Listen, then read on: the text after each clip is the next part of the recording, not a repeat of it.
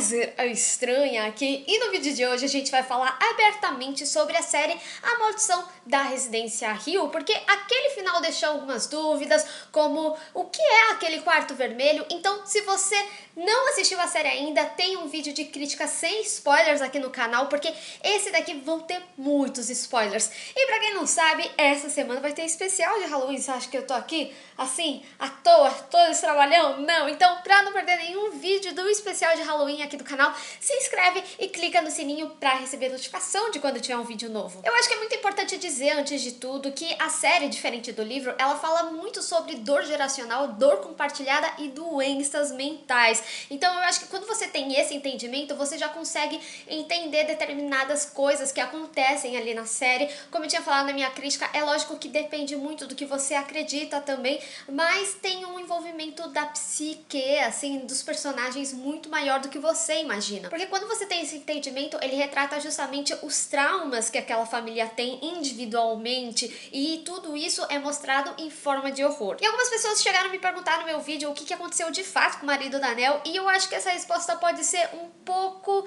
triste para quem esperava um significado maior, que é simplesmente ele morreu, não tem um significado ali, é uma questão da vida mesmo. Ele não estava diretamente relacionado com o espírito da mulher do pescoço torto, porque a gente até descobre lá na frente que era a própria Nell se vendo, né, de alguma forma. Então deixa esse questionamento, porque até você ter esse entendimento que a série tá trabalhando com os traumas dos personagens, e ali mostra como o trauma da Nell associou aos traumas da vida dela, que aquilo estava associado de alguma forma, mas não estava. E nesse episódio aconteceu o que a gente estava esperando durante a série inteira, né, em que a família Hill, ou pelo menos os que sobraram, né, da família, retornaram à casa que tanto assombrou eles durante a vida. E também responder um dos maiores mistérios que a série trouxe, que era sobre o quarto vermelho, o que era aquilo. E trouxe uma revelação que a gente jamais ia imaginar, que a gente esteve ali diversas vezes e sem perceber, e que cada vez que a gente estava ali tinha um significado diferente de acordo com o que significava para aquelas personagens. Ali era a casa da árvore do Luke,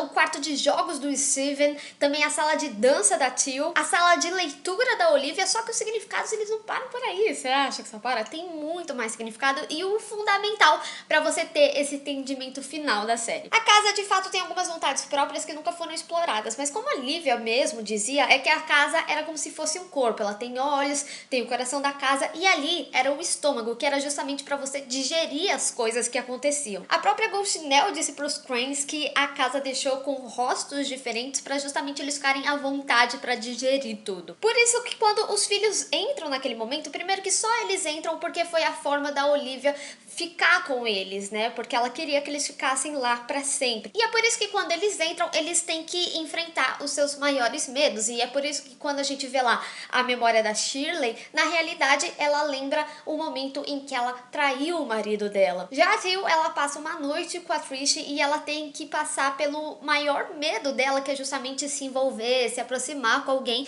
E também tem um momento que ela toca na Trish sem a luva, que era justamente quando ela sentia a emoção daquela pessoa, e sem ela perceber, ela estava envolvida por várias mãos de mortos ali. O Steven, ele tem a visão da família dele, né, que eles estão esperando um filho, só que o filho é tipo um bebê demônio, né? E o Luke volta pra noite que ele fugiu da reabilitação, só que dessa vez, em vez da Joey deixar ele pra trás, ela de fato usa o dinheiro pra pegar um quarto do hotel, só que ele acaba meio que tendo uma overdose ali com ela, e quando ele acorda, ele tá com veneno de rato no braço. E por isso que as pessoas que morreram ali na casa foram pessoas que não souberam lidar com esses traumas do passado. Então, por exemplo, a gente tem a Olivia, que ela começou a ficar muito obcecada ali com os filhos mais novos, né? Justamente porque ela tinha meio que medo de perder e ela queria preservar a juventude deles. Então, na cabeça dela fazia sentido que ela matasse os filhos, porque eles ficariam eternamente daquela forma. Mesmo que não tenha dado certo, quando ela viu lá o marido dela levando os filhos dela pra fora da casa, ela simplesmente entendeu que ali ela perdeu eles pra sempre, e por isso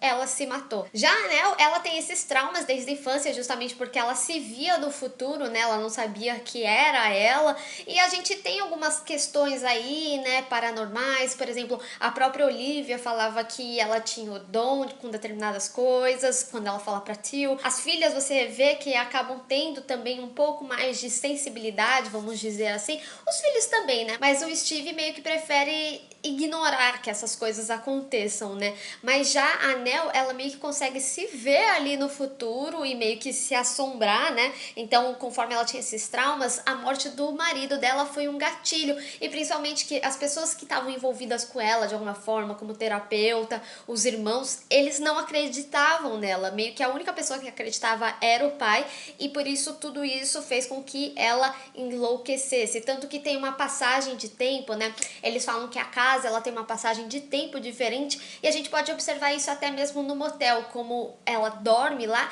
e passa super rápido esse tempo até que ela vai pra casa, que é quando ela se mata de verdade. Tanto que ela encontra, né, o fantasma da mãe dela, e ela até fala assim, pra você acabar com o seu sofrimento, você precisa se jogar. Então, meio que ela dá o conselho que foi pra ela, né? Assim como ela terminou com o dela depois dela ir embora, né? E já o Hugh, que era o pai, ele teve meio que mais de um motivo. Primeiro foi a frustração dele de nunca ter conseguido proteger os filhos de fato, principalmente porque ele perdeu a guarda depois da morte, né? E também ele ter perdido a sua esposa, ele se sente culpado de ter deixado ela sozinha, que foi o momento em que aconteceu a morte, tanto que o fantasma dela assombrava ele, tanto que a gente podia ver ela lá no casamento da filha, também no enterro, em alguns acontecimentos mais importantes. Então ela meio que sempre estava ali presente, perseguindo ele. Então, quando ele viu os filhos ali em perigo, foi a maneira dele de conseguir proteger os filhos da forma que ele nunca protegeu. Então, ele tomou os remédios que ele tinha do cardíaco, né, que ele precisou depois disso, tudo que aconteceu com ele, e aí ele, de fato, se matou também. Não foi a casa que matou ele de alguma forma. Se você reparar, todos os acontecimentos, eles eram envoltos de algum problema que a pessoa já sofria, e as pessoas que morreram, elas de fato vieram no ápice delas, em que elas eram desacreditadas, em que elas estavam numa depressão muito grande. E de fato, o Hugh era a única pessoa que sabia mais ou menos como que a casa funcionava, né? Porque depois que ele deixou os filhos lá no motel e ele voltou e viu que a mulher dele estava morta, ele abraçou ela, né, e começou a chorar. E daí os Dudley chegaram e eles inclusive descobrem que a Abigail também foi morta pela esposa dele, né? Inclusive, pobre Abigail, injustiçada, todo mundo achando que era um amigo imaginário, e de fato ela existia. E quando eles encontram a Abigail e ela vem assim no corredor, eles veem que manter a casa é a única forma deles conseguirem se conectar,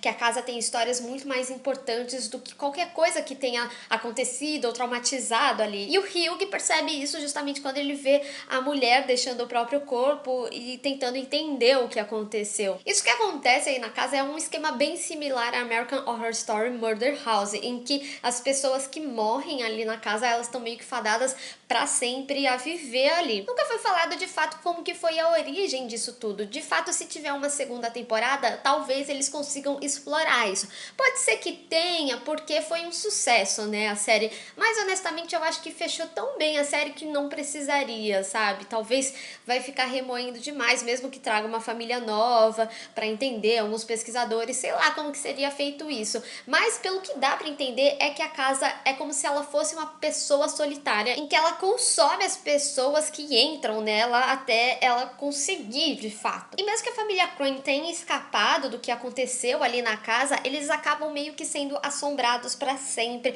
por esses fantasmas no seu dia a dia. E então é por isso que cada um vê da forma que quer. Mas o que mais ficou confuso pra você relacionado a essa série? Deixa aqui nos comentários e vamos discutir. Bem, pessoal, espero que vocês tenham gostado desse vídeo, do cenário, dessa minha aparição de Carrie aqui, que deu um trabalho e eu vou ter que limpar minha casa, entendeu? Então já deixa aí o seu gostei e compartilha nas redes sociais, inclusive me segue lá, se inscreve aqui no canal e clica no sininho pra receber notificação de quando tiver um vídeo novo. Te vejo no próximo. Tchau! Happy Halloween!